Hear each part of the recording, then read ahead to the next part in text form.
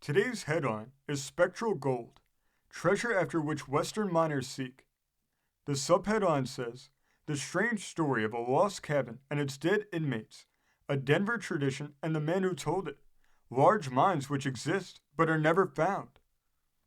It says, When Denver was in its infancy, there staggered into it one day a woebegone stranger who commanded instant and universal attention. He appeared to be on the verge of starvation. He was gaunt and wild-eyed. His beard was long and matted. His hair was in the same condition. His garments hung in threads from his skeleton-like figure. Never before had a similar object, calling itself human, entered a gold camp.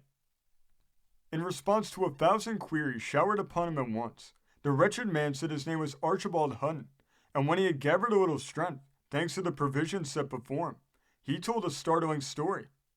He was the last survivor of a party of prospectors who had been lured into the mountains by a tale of a marvelous gold mine said to exist there.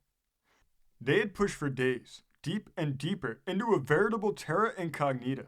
In their possession was a map, through the assistance of which they expected to reach the treasure.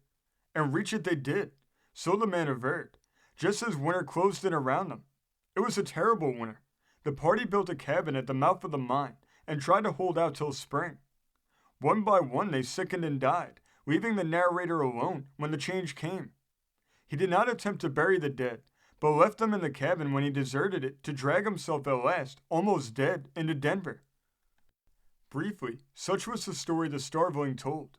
He only wanted a little strength, he said, to go back and locate the mine. True, he had not the map, but he was sure he could lead a party to it. He described the way as well as he could, and drew for a number of eager men a duplicate of the map from memory. The gold hunter did not recover his strength. Several days after his appearance in Denver, he grew delirious and died. Breath had hardly left his body, ere a lot of men were off after the lost cabin mine. They had the man's narrative and the rough map to guide them.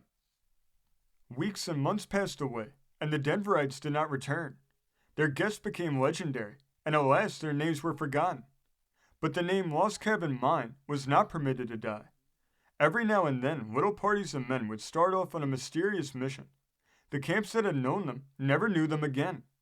The story of the starving wretch had sunk deeper than anybody dreamed of, and the lost mine, faced with a cabin full of dead men's bones, had become the most fatal of all the gold allurements of the far west. It has never been found to this day, and its spectral gold lies just beyond the fingers of those who have died on its trail. The mountains of the far west are the repositories of innumerable mines of spectral wealth. Some of the fabulous stories told around the fires of the gold camps discount the marvelous narratives of the Arabian Nights. Hundreds of men have died on these spectral trails, and hundreds more will perish on them. It's a dream of the gold hunter to alight upon a rich placer, which will become a Comstock or a lead horse claim. He is ready to listen to any kind of a narrative. A legend does just as well as actual discovery. He's off in a jiffy, sometimes with companions as eager as himself, but oftentimes alone. Very often he comes not back to tell the story of failure, for failure it always is. The perils that lurk in the unknown region into which he plunges, Indians, the grizzly, hunger, and cold, and 1,000 other dangers, keep his lips from breaking to other dupes who come after him the story of spectral gold. That lost mines do exist, there is no doubt, but they are never found. For years, men have sought for the old mines worked by the Spaniards who found their way into New Mexico. Some of these mines produce fabulous amounts of gold, if New Mexican chronicles can be believed. Their old owners took great pains to conceal them, and modern search is proof of their success. It is said that when the mines ceased to be worked, the workmen were killed among the treasure, and the shafts filled up, thus concealing for all time their location.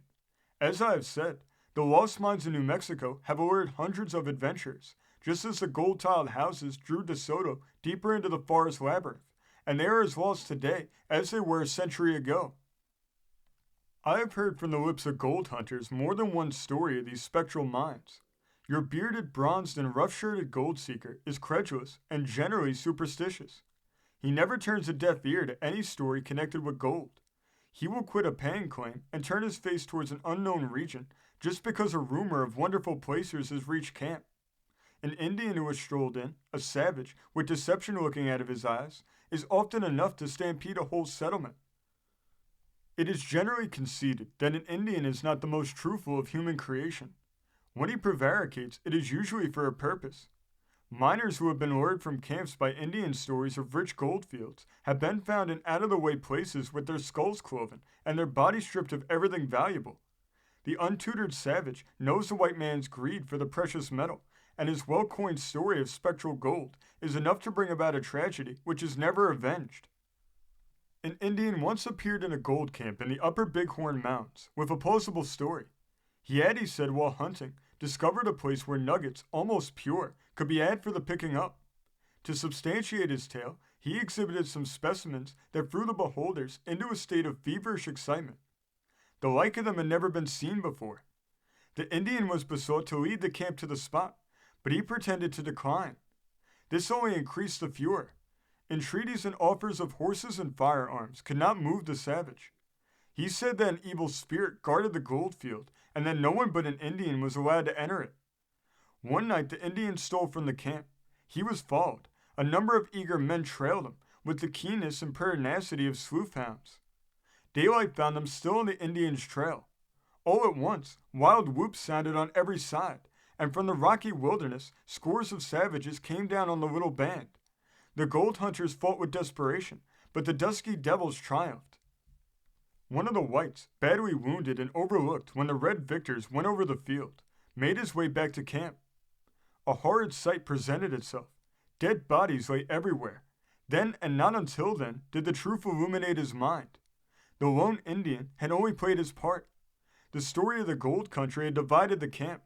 Spectral gold had done its work, and the man's eagerness to become rich at one swoop had scored another savage victory. One might fill volumes with stories of lost gold mines. It's an interesting theme. There is about it that which enchains one's attention and holds him to the close. I own that I have lost more than one good nap among the mining towns over these narratives of wealth that does not exist, or if it exists will never gladden the eyes of man.